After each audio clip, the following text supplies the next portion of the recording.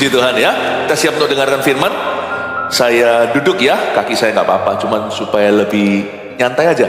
Hari ini menu khotbahnya tentang hakim-hakim semua. Itu dia. Kalau Anda tidak ada acara kemana-mana, alangkah baiknya satu hari di pelataran Tuhan. Kita dengarkan firman, kita akan belajar banyak sekali tentang diri kita di dalam firman ini. Dan semoga setiap orang yang mendengarkannya mendapatkan jawaban atas pergumulannya. Jadi judulnya yang pertama kita akan bahas tentang Otniel. Mengapa Tuhan izinkan masalah saya lama? Hakim-hakim, mari kita buka sama-sama Hakim-hakim pasal 3. Ya, Hakim-hakim pasal 3 ya. Otniel.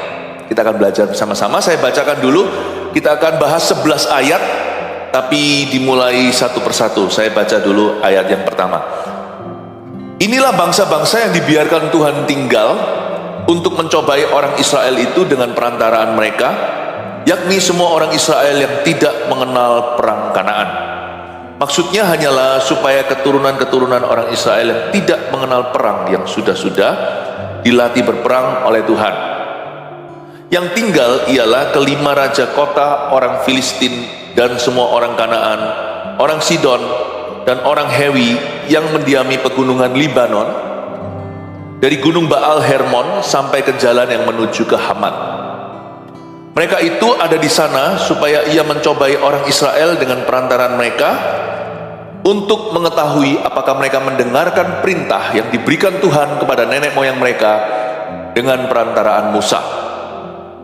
Demikianlah orang Israel itu diam di tengah-tengah orang Kanaan, orang Het, orang Amori, orang Feris, orang Hewi, dan orang Yebus.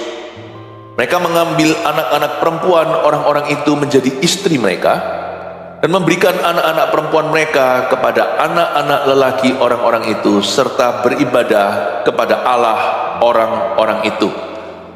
Saya akan berhenti di situ, penggal di tengah, jelaskan ayat per ayat, dan semoga Anda mencatat. Kita belajar tentang hakim yang pertama, sebenarnya hakim kedua sih. Hakim pertama boleh dikatakan adalah Nabi Samuel. Nabi Samuel, lalu habis itu setelah itu hakim terakhir, maksudnya hakim terakhir adalah Nabi Samuel. Tapi hakim pertama itu Otniel ya, saya koreksi. Otniel ini adalah orang lama, dia bukan orang muda, bukan orang baru. Nanti kita akan pelajari dari ayat 7, tapi sebelumnya saya berikan background atau latar belakangnya. Semua di dalam konteks pertanyaan ini yang seringkali kita tanyakan di hati, mengapa ya problema saya itu kok lama sekali ya? Kenapa saya lama sekali diizinkan di dalam masalah yang sama?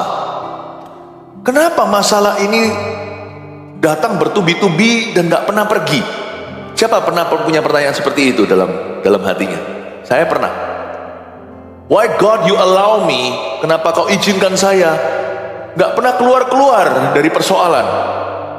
Lain cerita kalau persoalan baru, persoalan lama. Nah sekarang kita pelajari dari ayat pertama. Ayatnya bunyinya begini, sekali lagi. Inilah bangsa-bangsa yang dibiarkan Tuhan tinggal untuk mencobai orang Israel itu. Ada persoalan yang Tuhan izinkan tinggal, karena Tuhan punya maksud yang mulia. Kok bisa persoalan itu ada maksud Allah, bukannya persoalan itu kutukan. Di tangan Tuhan bisa bekerja sama dalam segala perkara yang baik maupun perkara yang buruk.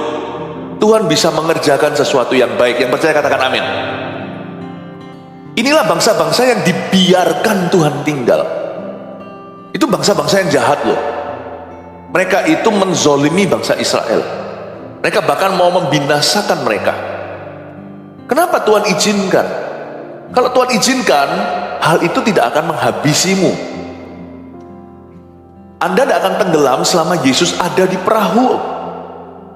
Tuhan izinkan bangsa-bangsa itu tinggal bukan untuk mengalahkan mereka, tapi karena Tuhan ingin bangsa Israel punya disiplin yang tinggi.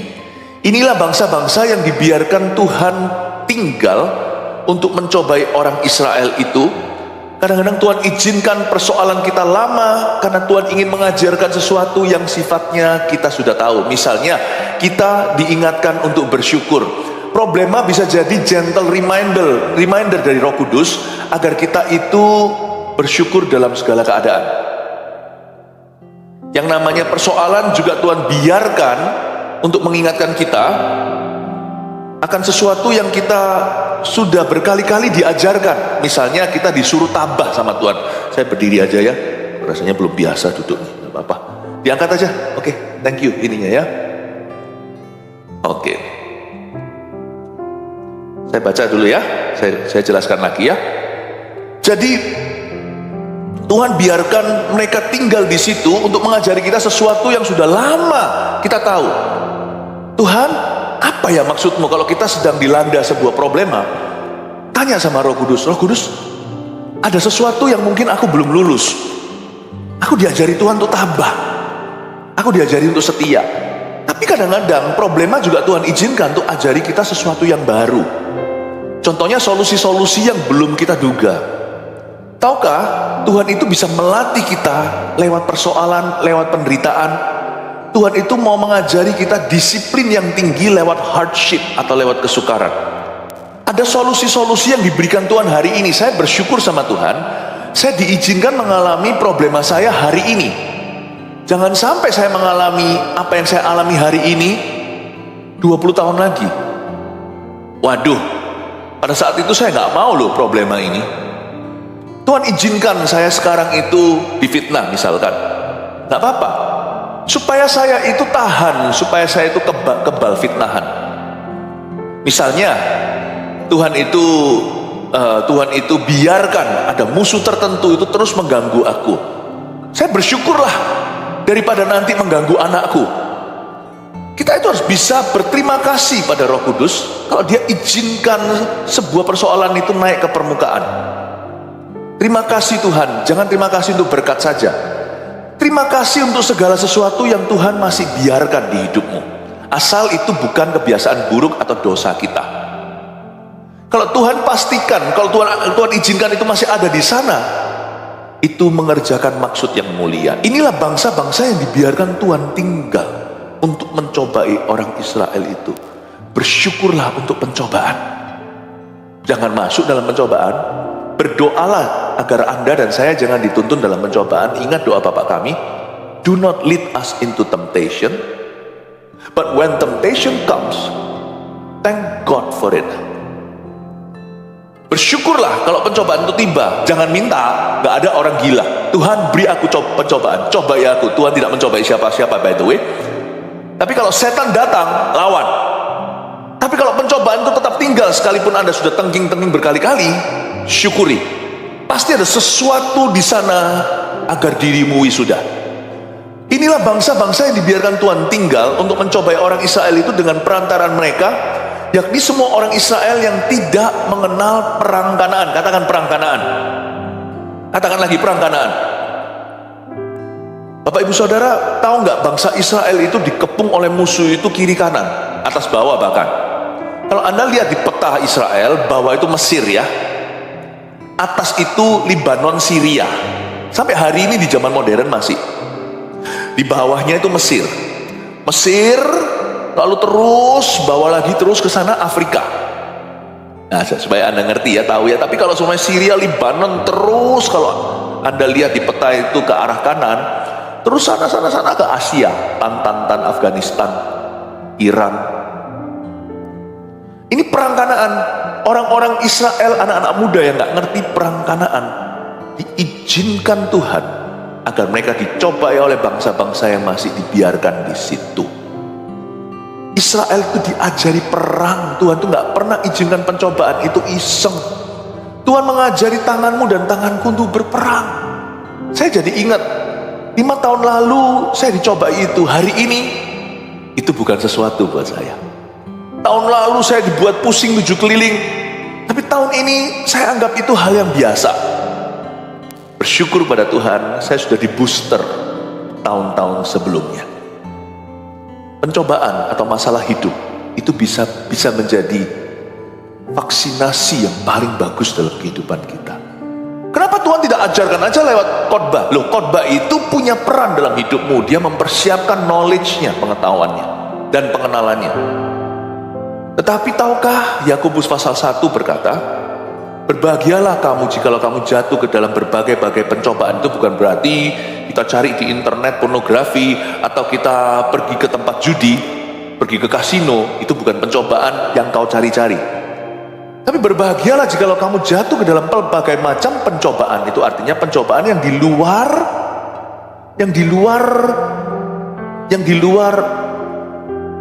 kendali kita. Berbahagialah, karena itu akan mengerjakan kedewasaan, ketekunan, kesabaran dalam dirimu. Perang Kanaan ini luar biasa, dan itu terjadi juga ketika Israel berdiri sebagai negara berdikari 1948 dibantu kerajaan Inggris. Hari pertama mereka jadi, minggu pertama mereka dikepung musuh kanan kiri semuanya yang sekarang jadi teman mereka. Yordania dulu memusuhi juga. Itu luar biasa, negara-negara Arab, negara-negara di bawah situ, Mesir semuanya mau menganihilasi atau menghabisi. Bangsa Israel diizinkan. Do you know that discipline can come through hardship? Apa yang sekarang ini kurang dalam diri orang-orang Kristen, anak-anak Tuhan, termasuk anak-anak muda pada umumnya saya bicara, adalah mereka kurang disiplin. Pinter-pinter loh zaman ini, anak-anak muda, tapi kurang apa coba? Disiplin. Jangan kita menuduh orang-orang muda. Sekarang juga banyak orang-orang yang sudah tua pun kurang disiplin. Kita seringkali bolong-bolong yang namanya doa. Kadang-kadang diizinkan ya ada sedikit problema, bukan berarti Tuhan kirim problem supaya kita berdoa, tapi pakailah problem sebagai kesempatan untuk berdoa. You know, discipline can come through difficulties, atau bisa melalui kesulitan. Lihat ayat 2, maksudnya hanyalah supaya keturunan-keturunan orang Israel yang tidak mengenal perang yang sudah-sudah dilatih berperang oleh Tuhan. Lihat itu, maksudnya, saya suka kata maksudnya di ayat 2. Inilah maksud ilahi, inilah maksud Allah. Jangan marah sama Tuhan ketika kita berada dalam persoalan. Kita harus tanya sama Tuhan, mengapa kau izinkan masalahku terus di situ? Apa maksudmu? Ini, supaya aku dilatih berperang oleh Tuhan. Ayat 3, yang tinggal ialah kelima raja kota orang Filistin dan semua orang Kanaan, orang Sidon dan orang Hewi yang mendiami pegunungan Libanon, dari gunung Baal Hermon sampai ke jalan yang menuju ke Hamat. Kalau Anda lihat ayat 3, yang tinggal adalah bangsa Israel mengidentifikasi satu persatu musuhnya. Kadang-kadang kita melihat persoalan dalam diri orang lain, padahal kita lah biang keroknya. Ini begini, itu begitu. Ada orang yang sukanya pindah-pindah pekerjaan, kurang gaji lah, apalah. Belum apa-apa udah menuntut lebih, padahal belum menunjukkan performa. Jangan-jangan kitalah masalahnya. Kenapa kita gonta-ganti kerja, nggak pernah dipromosi, nggak pernah sukses, nggak pernah langgeng? Padahal semua 1001 macam pekerjaan yang tidak sinergi kita kerjakan semua, dari jualan roti sampai jualan sepatu, sampai juga jadi agen properti dan asuransi. Semua kita kerjakan, but where's the money? Masalahnya bukan Anda punya lebih banyak job lagi to do, tapi kita punya gaya hidup tidak punya prioritas atau tidak punya priority. Suka hambur-hambur. Kita itu dapatkan income lumayan, tetapi semuanya bocor pintu belakang. Ya nggak perlu-perlu. Jangan-jangan masalahnya bukan Tuhan tidak memberkati, tapi kita gagal mengelola. Identifikasi coba, di mana bolongnya dompet Anda? Misalkan kalau ini persoalan finansial. Ternyata kita ini orangnya gampang ditipu. Dikit-dikit, oh iya, bodong sana, bodong sini kita ikuti. Kenapa? Ternyata ujung-ujungnya masalah hati. Hatinya syarat kekayaan, ingin cepat kaya. Padahal Alkitab mengatakan, janganlah engkau ingin cepat menjadi kaya, kata perjanjian baru. Orang yang demikian masuk dalam masalah yang tidak perlu, dan dia menyusahkan dirinya. Di situ ternyata ada orang yang suka karena nafsu. Harus bertobat itu.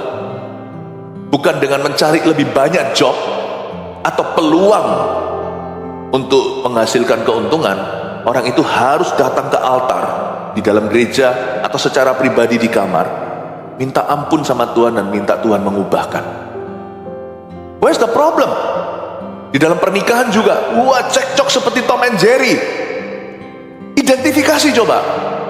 Kalau enggak, kita hanya bisa tuduh-tuduh. Iya, suamiku gini, istriku begitu. Enggak mari-mari. Ternyata mereka berdua tidak membangun kerohanian. Jangan-jangan mesbahnya runtuh. Makanya itu bangsa Israel ketika mau dipulihkan oleh Tuhan di perjanjian lama zaman Elia, yang pertama Elia pulihkan bukanlah Elia tuduh dosa mereka, tapi bangun mesbah. Lalu di situ turun api. Ya tentunya di tanah yang tipis rohani, apapun nggak tumbuh. Kasih, damai, sejahtera, sukacita nggak ada. Rumah tangga itu nggak punya culture ke gereja. As for me and my house we will serve the Lord, itu nggak pernah digenapi. Aku dan isi rumah tanggaku, kami ini melayani Tuhan, itu nggak pernah terjadi. Bagaimana mungkin? Mau ngomong apapun percuma, semua teori. Keluarga itu tipis tanah rohaninya, nggak pernah dibangun. Sedangkan kalau kerohanian mereka dibangun, kasih akan memerintah. Dan kasih itu menutupi banyak sekali kesalahan. Coba lihat ya, ketika kasih tebal, salah sedikit sini sana, cincailah. Tapi ketika kasih itu tipis, semua orang mulai memperhitungkan. Satu-satu diperhatikan kesalahannya apa. Coba diidentifikasi kenapa pernikahannya nggak bahagia. Identifikasi musuhmu. Jangan-jangan musuhnya ada di dalam selimut. Jangan-jangan salahnya itu kelihatan, salahnya itu mudah sekali ditunjukkan. Ternyata salahnya bukan pada pasangan, ternyata salahnya adalah pada matinya rohani keluarga itu. Ayo papa, jangan cepat-cepat, jangan maunya cuman gegeran misalnya. Bangun dulu mesbah kerohanian. Yang tinggal ialah kelima raja kota orang Filistin. Gak usah disebut satu persatu, tapi mereka tahu 5 raja Filistin itu siapa saja. Identifikasilah musuhmu. Kenali mana temanmu, mana lawanmu. Kadang-kadang kita kebolak-balik atau kita kebolak-balik. Orang yang suka dolak-dalik itu biasanya hatinya terbolak-balik. Gak jelas gitu loh. Konselingi orang begini tuh mau 5 jam, 6 jam juga percuma. Karena mereka tidak bisa melihat apa yang Tuhan lihat. Musuh jadi kawan, kawan jadi lawan. Ketika dalam persoalan, dia cari sama teman-teman yang tidak kenal Tuhan atau yang tidak berjalan pada nasihat orang benar. Cari nasihat orang fasik. Masalahnya tambah keruh. Misalnya sesama ibu rumah tangga, suaminya gimana? Ketemu mereka di arisan atau di mana. Lalu habis itu teman-teman yang lain, semuanya ibu-ibu juga tapi modern ini berkata, ya balaslah. Suami lu selingkuh, emangnya cuma dia bisa? Kamu balaslah, bangkitkan cemburunya. Apakah itu menyelesaikan masalah? Anda harus tahu kalau suatu hari Anda dalam sebuah masalah, janganlah berjalan dengan nasihat orang fasik. Jangan jadikan lawan Tuhan menjadi kawanmu. Kita berkati, kita harusnya mendoakan mereka. Mereka harusnya menjadi pasien kita. Kok kita jadi pasien mereka? Mengapa mencari keadilan pada orang tidak percaya? Mengapa mencari kebenaran pada orang yang tidak dibenarkan di hadapan Allah dan tidak hidup dalam kebenaran? Nanti tambah solusinya malah komplikasi. Harusnya Anda datang pada orang-orang yang benar. Anda dengarkan nasihat orang benar. Ampuni meskipun susah, mungkin itu jalan pertama, tidak mengubah segala perkara, tapi itu jalan ke satu menuju kemenangan. Identifikasi musuhmu, hati-hati, jangan sampai kebolak-balik. Yang harusnya jadi kawan, kau jauhi. Pada waktu dalam persoalan malah jauhi gereja, malah bolos CG. Emangnya CG itu untuk orang yang nyaman saja? Bukankah orang berdosa yang butuh tabib? Bukannya ke dokter itu orang sakit? Justru Anda harus mendekatkan diri pada pertemuan-pertemuan ibadah, bukan menjauhi. Kalau malah pergi kepada teman-teman yang fasik, meskipun mereka baik, tapi nasihat mereka itu nggak tentu benar. Baik nggak tentu benar loh. Don't go for good advice, go for right advices. Jangan cari advice atau nasihat-nasihat yang kedengaran baik, yang make sense, cengli, masuk akal. Carilah advice-advice yang sesuai dengan firman. Justru ketika kita gak kepingin memuji, pujilah Tuhan. Mungkin untuk itulah maksudnya. Masalah itu tetap ada di sana untuk melatih hatimu bersyukur dulu. Justru ketika kita gak kepingin dengar firman, rasanya itu pikiran itu terus diambil ke masalah. Anda harus cuti dari problema dan berkata kepada hatimu sendiri, hei hati, berhenti mikiri persoalan lu. 1 jam ini aku akan dengar firman. Diam, hai jiwaku, pujilah Tuhan, tenang teduh di bawah kakinya. Sekalipun hati itu rasanya gelisah gundah gulana, pikiran kita itu terus tercabut ke masalah, berani perintahkan jiwamu, be quiet. Waktu Yesus menghardik dan meredakan laut yang bergelora, yang dia hardik bukan laut atau airnya, yang dia hardik adalah anginnya. Anda tidak perlu tengging masalahnya, masalah itu gak akan pergi kok anytime soon. Tapi Anda perlu bicara dengan otoritas kepada jiwamu. Quiet, itulah anginnya. Kalau Anda bisa diam 1 jam, dengar firman Tuhan, akan ada rema-rema yang melepaskan Anda. Identifikasi, belajar untuk mengenali apa yang kau butuhkan, apa yang tidak kau perlukan. Aku sudah punya persoalan kok, aku dapatkan nasihat orang fasik, aku gak perlu ini. Ini akan memperkeruh, ini akan membuat aku semakin terperosok. Tapi yang aku butuhkan adalah firman. Kenali your value pada saat-saat Anda dalam problema. Kenali nilai-nilai hidupmu. Makanya itu penting sekali untuk menyediakan payung sebelum hujan. Banyak orang Kristen salah.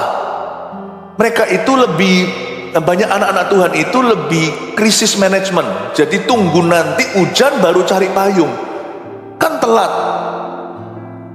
Ya, seperti di film-film biasanya itu lakonnya menang dulu, baru setelah itu semua aparat datang.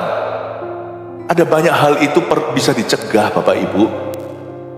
Ya, dulu waktu saya kecil lihat film Jackie Chan, wah, berkelahi-kelahi. Waktu saya mulai lagi besar, saya mulai bisa mikir, loh kenapa ya dalam film Jackie Chan ya, nanti kalau sudah kalah semua musuhnya oleh Jackie Chan satu orang bisa kalahkan 100 orang.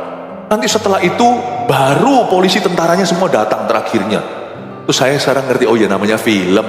Kalau tentara polisinya datang dulu Jackie Chan, nggak ada film sudah. Pasti boring, pasti membosankan. Satu-satu penjahatnya di BAP. Udah nggak ada action movie. Betul ya. Tapi dalam hidup ini ada banyak bisa dicegah.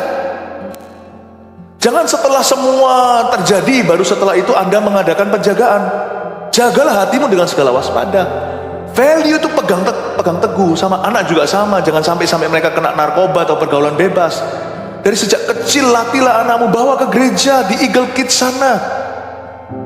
Biar mereka dilatih dalam perkara Tuhan. Value itu nilai hidupmu. Pegang teguh. Sebelum masuk masalah katakan, apapun yang terjadi aku tahu Tuhan pegang kendali. Yang penting aku gak berdosa sama dia. Bukan berarti aku sempurna. Yang penting aku gak sengaja. Aku mau takut akan Allah.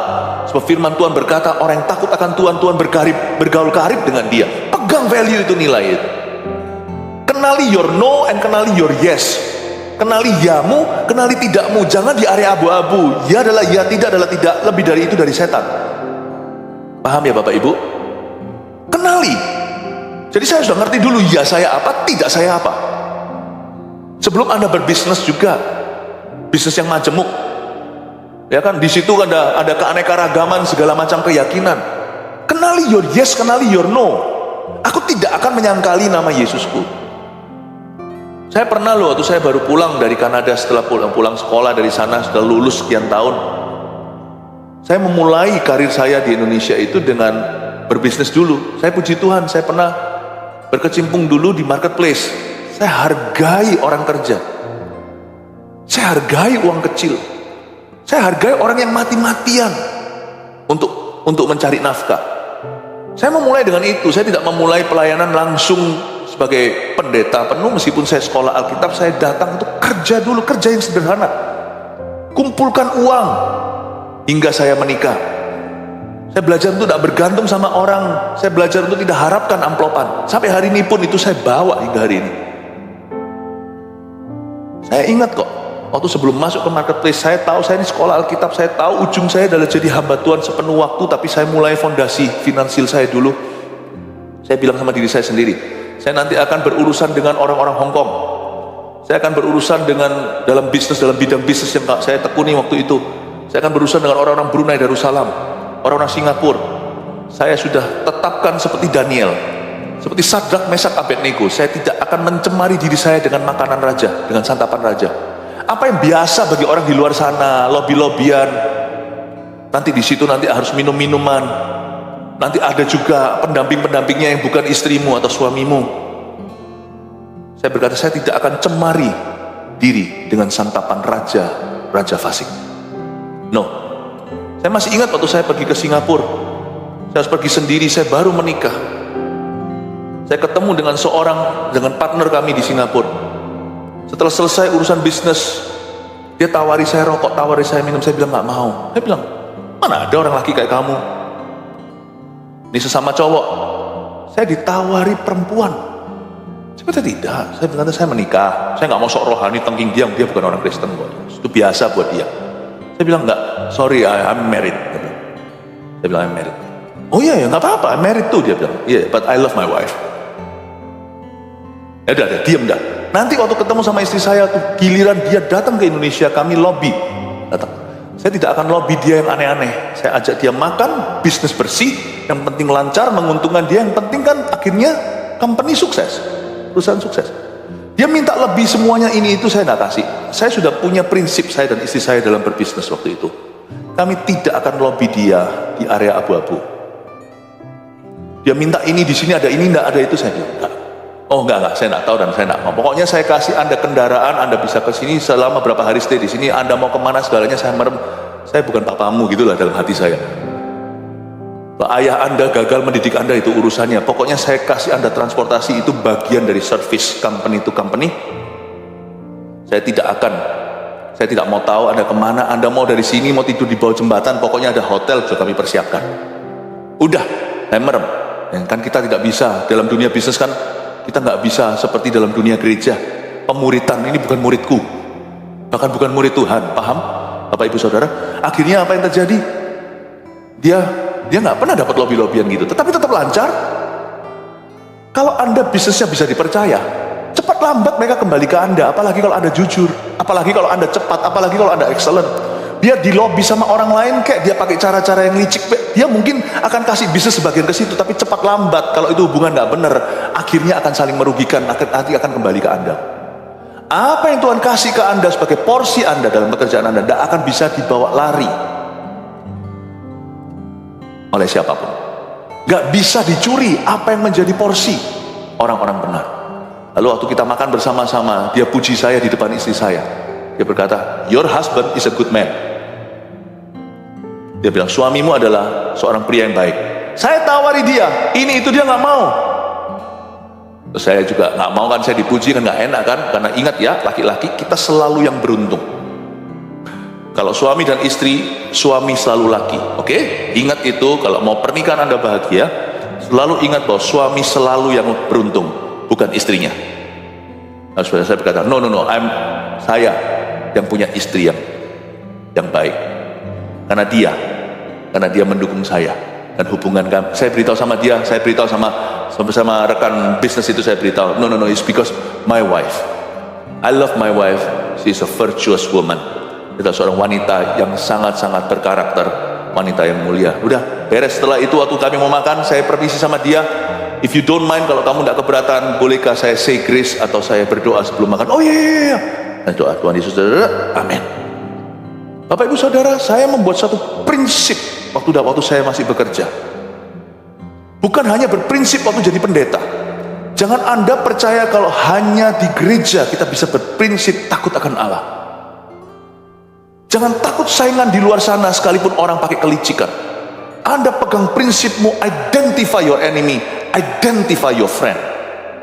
Anda harus tahu bahwa temanmu adalah Tuhan Yesus. Jangan menjadi serupa dengan dunia. Anda tidak perlu sok rohani di depan orang, apalagi orang tidak percaya. Tetapi Anda juga tidak harus kompromi. Miliki keberanian Miliki keberanian untuk berdiri teguh pada pendirian Anda sebagai orang yang takut akan Tuhan. Akhirnya tidak semua di antara mereka, sebelum saya menjadi pendeta secara penuh waktu, sebagian daripada bisnis partner kami menjadi anak-anak Tuhan hari ini dan terima Yesus.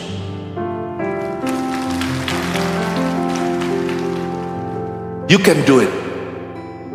Kenali sesuatu dulu, bahwa pada saat Anda berada dalam perang Kanaan, ingatlah siapa kawan, siapa lawan.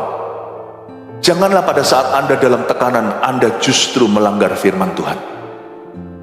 Jangan kompromi di luar sana. Katakan kanan kiri, jangan kompromi. Coba sekarang lihat ayat yang keempat. Mereka itu ada di sana supaya ia mencobai orang Israel dengan perantaraan mereka, untuk mengetahui apakah mereka mendengarkan perintah yang diberikan Tuhan pada nenek moyang mereka dengan perantaraan Musa.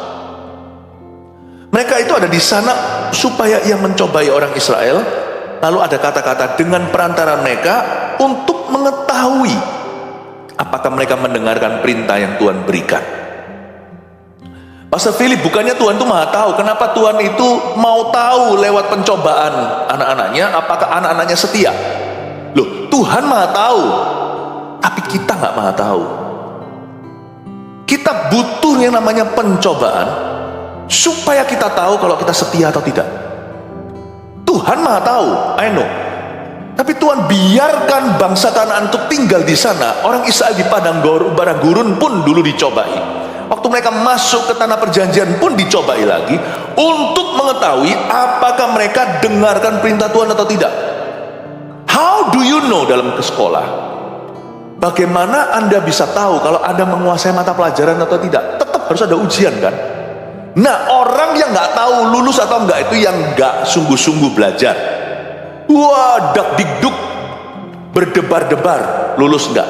Tapi orang-orang yang sungguh-sungguh dalam pelajarannya, apalagi yang berbakat, mereka yang disebut jenius, yang pinter-pinter itu, mereka tetap ambil ujian kan. Guru nggak pernah berkata gini, oke, semua yang nilainya A atau A plus nggak usah ujian, yang mau harus ujian itu yang di perbatasan C sama D itu loh.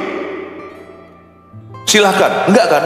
Baik mereka yang pinter maupun mereka yang pas-pasan, semua ujian kan. Ujian kita itu bukan untuk lulus. Harusnya orang Kristen nggak boleh pas-pasan. Tapi pencobaan yang kita alami itu untuk menunjukkan apakah kita menguasai materi. Tolak ukur sukses kita ikut Yesus itu lewat ujian iman. Kalau masuk surga nggak usah diukur, Kalvari cukup. Karena itu nggak perlu kita itu berdebar-debar. Kalau ada pencobaan di depan saya, itu nanti saya gagal atau tidak. Anda nggak usah khawatir gagal lagi. Kalau Anda sungguh-sungguh hati. Cuman kalau Tuhan izinkan ujian, itu supaya kita tahu apakah kita itu sungguh-sungguh taat dan setia. Saya bersyukur seperti yang saya ceritakan tadi di marketplace dulu. Sekarang di gereja sebagai seorang pendeta, ujiannya juga banyak. Itu mengingatkan saya, apakah saya ini kuat ketika dikata-katai orang? Apakah saya itu tabah? Apa saya membalas? Apa saya itu reaksional? Saya tidak mau jadi seorang pemimpin yang reaksional, dikit-dikit reaksi, dikit-dikit reaksi. No. Apa saya profesional? Apakah mimbar saya pakai untuk membela diri, atau untuk menyerang kembali, atau mimbar saya pakai untuk memperkaya jemaat, memperkaya imannya? Mana gua tahu, mana saya tahu, kecuali kalau saya diserang. Bagaimana kita bisa tahu kalau kita emas murni kalau kita tidak melalui api?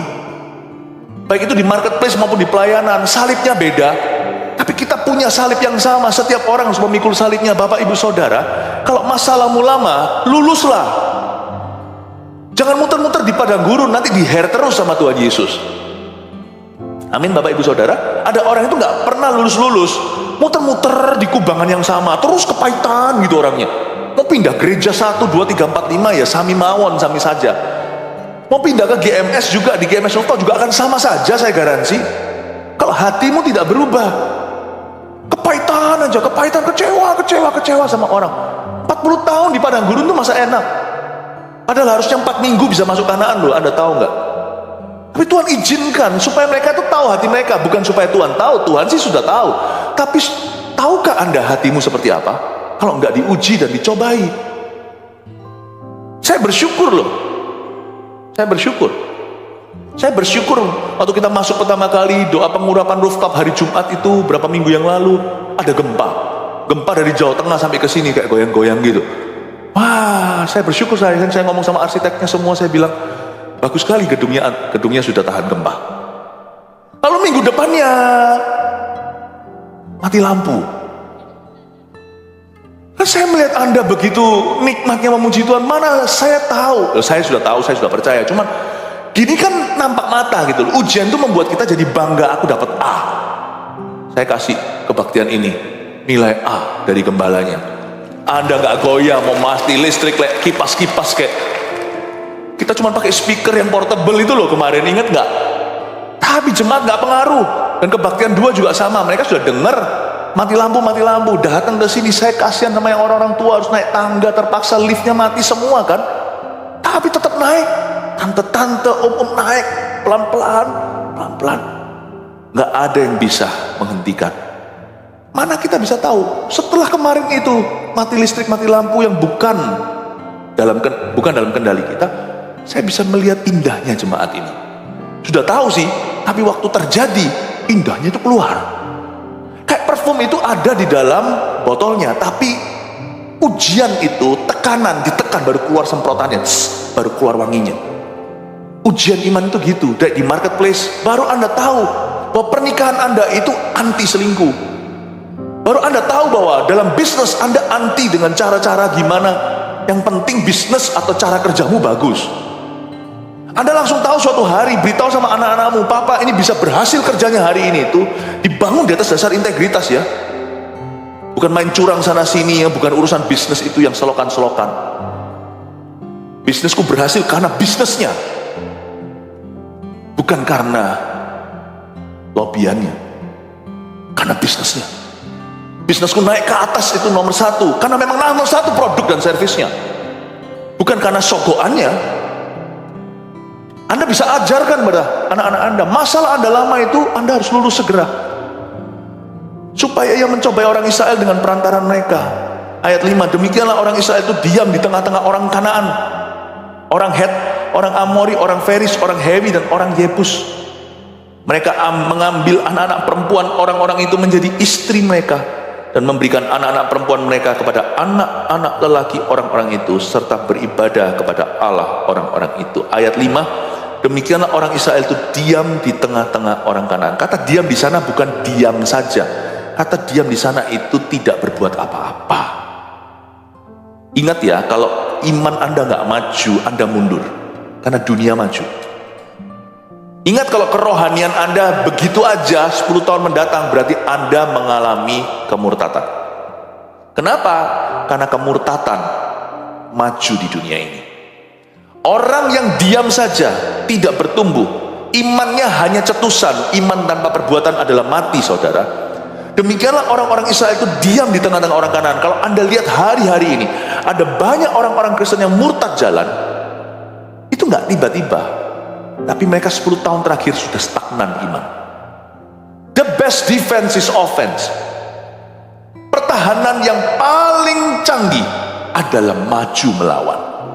Kalau Anda diam di tempat, misalnya kalau Anda berenang di kolam renang, bisalah. Kalau Anda jago renang, cuman ecek-ecek kaki gitu aja di dalam air, Anda bisa tinggal tenang, maju kagak, mundur tidak. Tapi kalau Anda berenang di sungai yang arusnya deras, Anda nggak maju, Anda cuman begini-begini, Anda pasti sebentar lagi sudah di 300 meter di belakang. Dunia ini tidak diam terhadap Anda. Dunia ini sedang menjangkau anak-anakmu dan keluargamu. Dunia ini sangat-sangat radikal. Kalau Anda sebagai orang Kristen tidak radikal, Anda mundur dari Tuhan. Dunia ini sangat ekstrim loh. Coba lihat sekarang masuk ke textbook puji Tuhan, tidak terjadi di Indonesia. Jangan terjadi ya. Di negara-negara textbooknya itu mengajarkan LGBTQ sebagai seksual preferensi. Sangat-sangat agresif, sangat menginjili dengan Injil duniawi. Jikalau Anda diam saja di tengah-tengah orang Kanaan itu, Anda tidak berbuat sesuatu, niscaya Anda akan mengawinkan anak-anak perempuanmu dengan orang-orang Kanaan.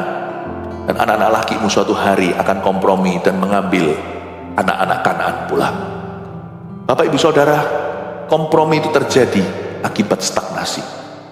Jangan diam aja, jangan jadi jemaat biasa please. Kalau Anda sudah berada di gereja ini minggu pertama, langsung setelah masuk ke welcome lounge nanti, welcome lounge di sini, Anda lihat nanti kalau ke depan maju sebelah kanan ada ruang kaca besar, masuk ke sana, kenalkan diri, gimana bertumbuh di gereja ini. Nanti Anda akan diarahkan dengan ramah, Anda tidak akan kapok, tidak akan jerah masuk ke situ, akan jadi memori indah. Segera Anda mendaftar. Gimana ya saya menjadi jemaat, bukan cuman jadi seorang yang datang di ibadah. Nanti akan diarahkan Anda ikut ke kelas My Spiritual Journey 1. Bagaimana ikut CG, nanti Anda akan diarahkan CG terdekat di rumah Anda itu di sini. Ayo maju, ayo melayani. Bawa anak-anaknya, jangan anaknya digendong saja di sini. Sudah ada Eagle Kids, ada pelayanan anak-anak kecil. Bawa mereka di situ, karena anak-anak dengar khotbah gini nggak ngerti. Bawa di situ, mereka dengarkan khotbah yang mereka pahami. Ayo bertumbuh bersama-sama. Jangan diam saja. Jangan pasif jadi jemaat. Pasif itulah pangkal mati. Karena dunia ini bergerak terus. Amin Bapak Ibu Saudara. Orang Israel itu diam di tengah-tengah orang Kanaan, lalu mengawinkan. Dulu, coba ya, lihat ya, coba Anda pikirkan bagaimana pengaruh zamannya. Zaman saya masih muda, sekarang masih muda, tapi zaman saya sekolah. Yang namanya orang kalau tidur sama orang, free sex itu semua terdengar, oh, di sekolah. Ini loh, sama ini, naik ke puncak. Ya, kemarin, gosip, ternyata gosip itu sudah ada dari zaman sekolah. Ada anak yang nakal, itu udah tahu kan, itu anak bermasalah kan. Lalu bicara, gosip nggak tahu benar atau enggak, tapi itu jadi, papa mama, itu bukan standar yang bisa terima. Anak-anak tidak boleh tidur dengan pacarnya sebelum menikah. Kayak seks itu tabu. No, seks tabu. Itu tradisi, bukan kekristenan saja. Udah tradisional. Coba sekarang ya, biasa itu. Ini sama ini kemana? Biasa itu. Gak terjadi sesuatu kayak, gak terjadi seperti ada suatu bisik-bisik itu nggak ada. Sekarang juga biasa, papa mamanya tahu, bahkan kadang-kadang pacarnya nginep di rumah atau anaknya nginep di rumah orang, itu biasa sekarang. Hati-hati ya, 20 tahun lalu tabu, sekarang standarnya udah segitu. Anda sedang diseret sesuatu, seluruh family Anda diseret sesuatu. Sadarkan Anda, gereja juga sama, gereja juga ikut-ikutan sekarang. Saya pernah sekali waktu pergi ke Bali, disapa dengan satu orang, tapi bukan jemaat kita untungnya. Ini gini. Saya tanya kan, waktu di breakfast saya tanya, loh Anda sama siapa? Ini pacar saya. Iya, Anda sama siapa? Nah, saya bilang, saya tanya, yang kepo sedikit meskipun bukan jemaat. Oh iya, sama siapa? Kadang-kadang juga kita akan mau small talk ya, bukan basa-basi tapi untuk sopan aja. Oh iya, sama siapa? Mungkin ada keluarganya, karena mereka berdua. Oh enggak, cuma kami berdua. Tunggu, ada sesuatu yang kok nggak match.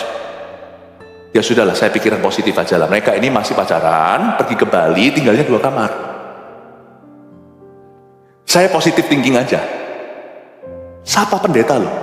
Terima kasih, saya diberkati. Ini pacar saya, breakfast pagi. Belum make up, belum sisiran. Lalu habis itu saya tanya, keluarganya mana? Nggak ada, cuma kami berdua. Sik, tunggu ya. Ada sesuatu yang nggak match ya? Tahu gitu saya nggak tanya ya, karena itu mengganggu hati saya. Akhirnya sebelum saya doa makan, karena saya disapa sebelumnya, saya cuma berkata, Tuhan, saya berpikiran positif aja, sisanya urusan mereka dengan Engkau.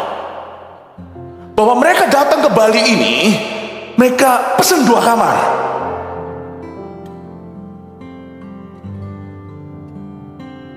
Saya nggak tahu, gereja pun ikut ke situ sekarang. Saya nggak tahu. Bukan menilai gereja orang, tapi saya harus nilai gereja kita. Kalau gereja kita izinkan hal itu secara sengaja, saya tidak khotbah dan angkat suara di atas mimbar sini dan dengan gembala-gembala yang lainnya, I think gereja kita sudah mulai sekuler. Be careful ya, karena jangan cuma diam aja. 10 tahun ke depan, iblis akan menangkap Anda dan mulai menuaimu. Oke, cepat Otniel ayat 7. Orang Israel melakukan apa yang jahat di mata Tuhan. Mereka melupakan Tuhan Allah mereka dan beribadah kepada para Baal dan para Asyera. Otniel dimulai dengan ini ayatnya. Orang Israel lali, kata orang Surabaya. Orang Israel melakukan apa yang jahat di mata Tuhan. Apa sih yang jahat di mata Tuhan? Membunuh, mencuri, berzina? Bukan. Apa yang jahat di mata Tuhan adalah melupakan Tuhan. Lupa di sini bukan pikun, ups Tuhan itu siapa? Bukan pengetahuan. Lupa di sini adalah hatinya menjauh dan hatinya mulai dingin.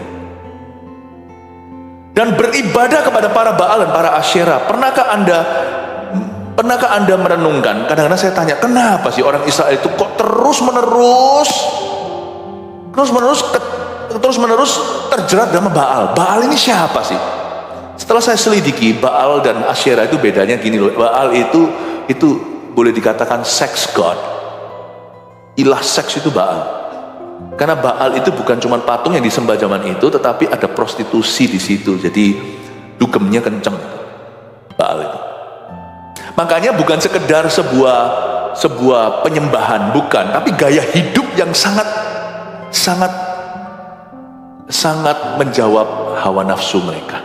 Lalu Asyera itu boleh dikatakan dolar.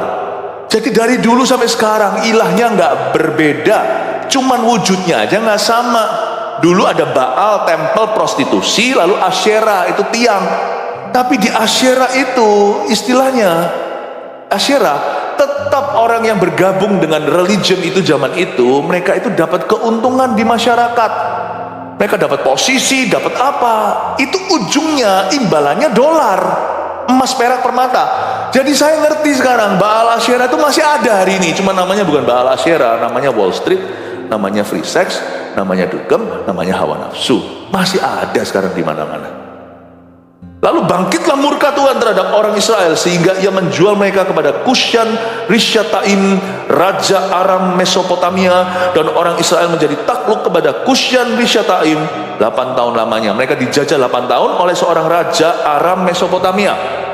Catat baik-baik, Aram Mesopotamia ini agak jauh, dia berada di Syria. Jadi Israel itu atas, Syria utara, dan malah ke arah Syria ke arah timur, berada di daerah dekat Irak, Iran situ, di Babilonia. Siapa, hayo coba saya kasih kuis, siapa yang dari asal Aram Mesopotamia? Ada salah satu kerabat Abraham, namanya Laban. Laban dari Aram Mesopotamia. Ini yang ngerjai Yakub. Tapi Yakub dulu kan memang lari jauh dari tanah Kanaan. Sedangkan Aram Mesopotamia ini tidak mungkin jauh-jauh datang tepung mereka sampai ke bawah. Tapi ternyata terjadi. Bapak Ibu Saudara, bukankah Titanic berkata, Tuhan pun tidak bisa tenggelamkan kapal ini. Cuman kena ujung esnya aja tenggelam semua, kasihan. Tapi jangan meninggikan diri, jangan terlalu percaya diri. Di luar aku kamu tidak bisa berbuat apa-apa, kata Tuhan. Musuh yang dianggap gak mungkin, seperti orang misalnya seorang konglomerat kan pasti bisa berhak berkata gak mungkin aku bangkrut, 7 keturunan makan. Jangan terlalu yakin. Orang yang sehat sekali, dia seorang atlet, dicek semuanya, treadmill, semua jantung tidak ada sumbatan, kolesterolnya pun bagus. Jangan terlalu percaya diri. Karena kalau Tuhan tidak menyertaimu, apa yang kau anggap tidak mungkin atau jauh, bisa menjajahmu kemudian hari. Siapa sangka Titanic itu jatuhnya tenggelam, kapal segede itu, Anda tidak pernah tahu. Tapi setelah mereka bangsa Israel melupakan Tuhan, kok bisa buru-buru datang? Aram Mesopotamia datang menjajah 8 tahun lagi. Lalu berserulah orang Israel kepada Tuhan, ayat 9, maka Tuhan membangkitkan seorang penyelamat bagi orang Israel, yakni Otniel, anak Kenas, adik Kaleb. Otniel ini bukan orang baru, Otniel ini orang lama. Dia adalah anaknya atau kemenakan daripada Kaleb di perjanjian lama, Kaleb dan Yosua. Jadi hakim pertama adalah seorang tua. Bapak Ibu Saudara, saya juga mau ingatkan Anda bahwa jiwa lama bisa dipakai Tuhan berkali-kali. Saya hari ini jiwa lama juga. Saya berada dalam ministry 31 tahun. 31 years saya di dalam pelayanan. Dan Tuhan terus repeat order sama aku. Tuhan juga bisa repeat order dengan Anda. Othniel adalah suatu bukti bahwa Tuhan suka memakai stok lama. Karena Tuhan tidak pernah selesai dengan kita. Masalah punya tanggal kadaluarsa, pemakaian Allah tidak.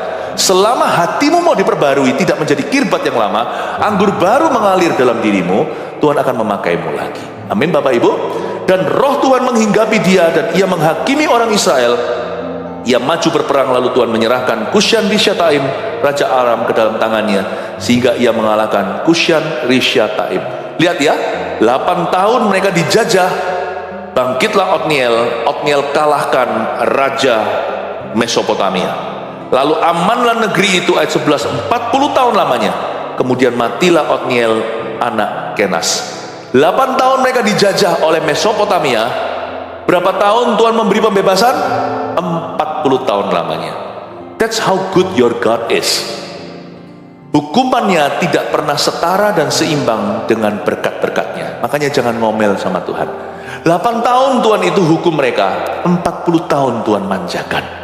Bagi orang yang bertobat, selalu akan ada jalan pemulihan dari Roh Kudus. Amin Bapak Ibu, berikan tepuk tangan untuk Tuhan Yesus.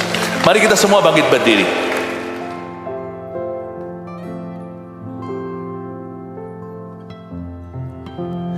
Jikalau ada orang di sini yang mengalami masalah yang satu itu terus-menerus annoying sekali, izinkan saya mengatakan bahwa Allah sedang memproses hidupmu. Tuhan berikan masalah itu ke tangan Tuhan, dan Tuhan akan menggunakan dan memakainya untuk mendatangkan kebaikan. Jangan minta jalan keluar, tapi mintalah kedewasaan kepada Tuhan. Percayalah, Tuhan belum selesai dengan Anda, dan Tuhan mau mengerjakan perkara-perkara mulia. Kalau Anda mengalami masalah selama 8 tahun, siapa di sini mengalami masalah 8 tahun? Penyakit, atau mungkin kejatuhan bisnis, atau mungkin masalah keluarga for 8 years. Put your hope, letakkan harapanmu untuk 40 tahun ke depan itu. Tuhan akan memberikan kemenangan. Amin. Jangan fokus ke 8 tahunnya.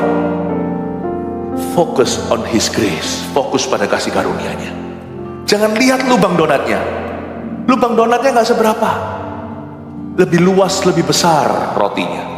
Fokus kepada Tuhan dan janji Tuhan hari ini. Saya kok merasa firman ini hari ini akan menjawab hati seseorang yang sedang bergumul, yang sedang gelisah, yang sedang down dalam masalah. Tapi ingatlah bahwa Tuhan akan memberikan jalan keluar kepadamu. Turn your eyes upon Jesus. Look full in His wonderful grace. Haleluya. Nyanyikan lagu Rio, please. Praise the Lord. Sing anything. Tuhan, ku mau menyenangkan-Mu. Tuhan, bentuklah hati ini jadi bejana untuk hormat-Mu, cerah bagai emas murni. Sedangkan-Mu hanya itu kerinduanku, menyayangkan-Mu, senangkan hatiku, hanya itu kerinduanku. Kita akan nyanyikan lagu ini sekali lagi. Saya mau membuka kesempatan untuk orang-orang yang mau didoakan, khususnya Bapak Ibu Saudara yang merasa aku berada dalam suatu masalah dan selama ini aku belum mengerti, sekarang aku paham. Doakan aku ya, doakan saya. Ada di antara Anda yang berada dalam sebuah masalah yang cukup waktu yang lama. Anda belum keluar dari masalah itu, tapi hari ini Anda memperoleh perspektif ilahi dan Anda minta didoakan. Kalau itu Anda majulah ke depan waktu kita nyanyi lagu ini. Tuhan, ku mau menyenangkan-Mu. Mari maju ke depan, kita doakan. Tuhan, bentuklah hati ini jadi bejana untuk hormat-Mu, jadi bejana untuk hormat-Mu.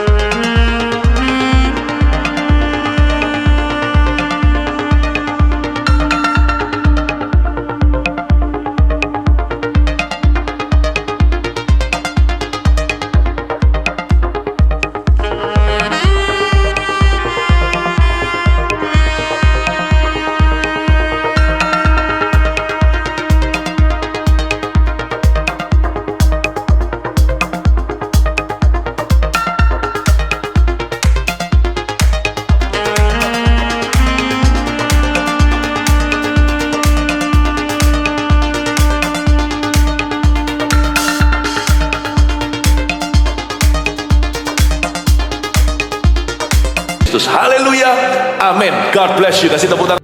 Terimalah berkat dari Allah Bapa dan kasih setia dari Tuhan Yesus dalam setiap permasalahan dan pergumulan. Pengurapan dari Allah Roh Kudus akan menuntunmu dan aku di jalan-jalan kemenangan dan kehendak Tuhan. Pulang membawa damai sejahtera yang sempurna, janganlah hatimu terganggu. Pulanglah membawa keyakinan iman bahwa Immanuel, Yesus menyertaimu, tidak pernah meninggalkanmu. Kemenangan ada di pihak orang-orang yang benar. Terima kasih Tuhan, dalam nama Yesus, haleluya, amin.